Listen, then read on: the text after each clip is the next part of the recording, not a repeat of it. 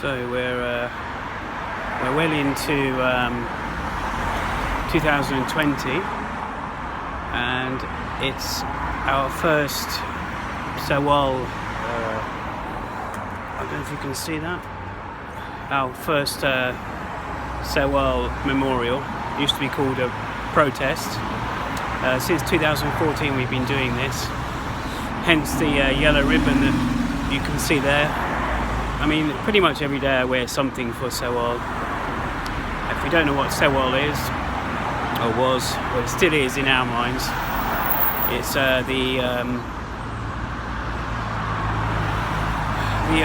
South Korean ferry, April 2014. We've been doing this pretty much every month.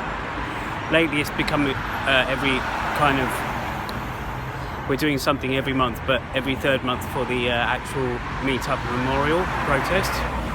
That said, yeah, so we had the last thing we did was about a month ago, I think, in New Malden. Went very well. That's Koreatown in UK, which is where I am right now. Yeah, so it's the ferry that sank.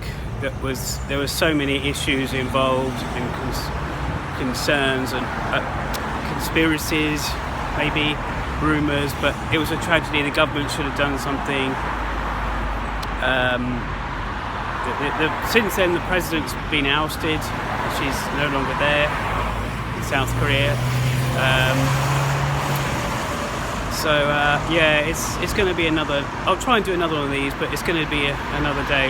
We tend to be just silent. It's an hour and a half. It used to be. I hope you're picking this up okay. It used to be 2 hours. I'm going to stop this here. I'm going to stop this here and continue another video. Thanks.